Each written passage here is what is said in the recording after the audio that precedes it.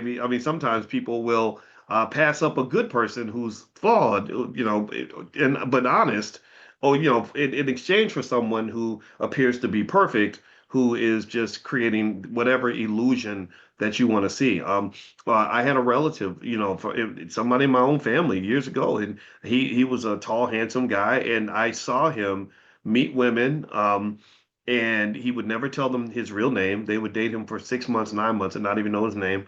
He'd have a fake ID. He'd make up a whole backstory that was really fascinating. He'd pretend to have all this money, and they all fell for it. And I remember just thinking, man, this is terrible. Like this, what's going on here? So this happens a lot. This is a real thing.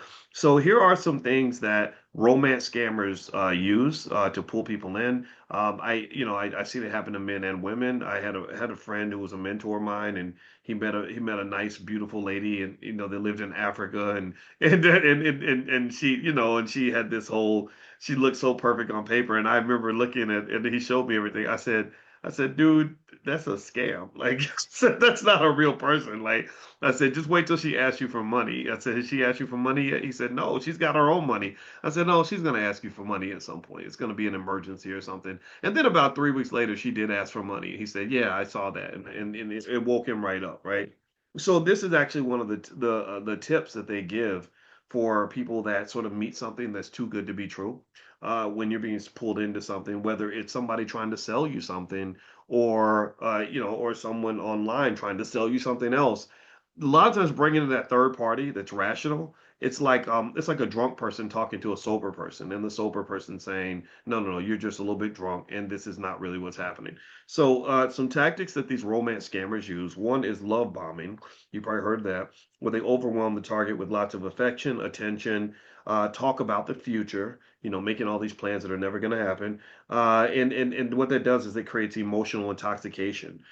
So logic kind of goes out the window because the fantasy feels so good. And some of us are very, if you're very vivid and you can imagine things, then you can almost live a whole alternate reality that doesn't exist yet. That's why and it works really well on women because I didn't understand. I spent time when I wrote Financial Lovemaking, which, by the way, you guys can have a free copy of the book. If you go to boyceandalicia.com, you can have a free e-copy. If you want a hard copy, there's a small fee for that, but you can order that in my bookstore. But you don't have to do that. You can get the e-copy for free. Just go to boyceandalicia.com.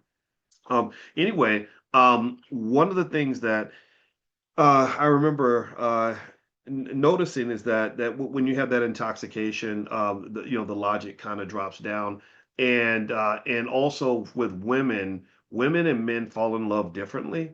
Men were more visual, that's why the OnlyFans and all that stuff is making billions of dollars, whereas the women can like read romance novels and hear a story, and the story can have an effect on the woman. I never understood that. I was like, why are romance novels so popular? It doesn't make sense, right? But there's something about the context and the story. So there are people that are great storytellers that will use that to get what they want, right? Um, Manufactured intimacies.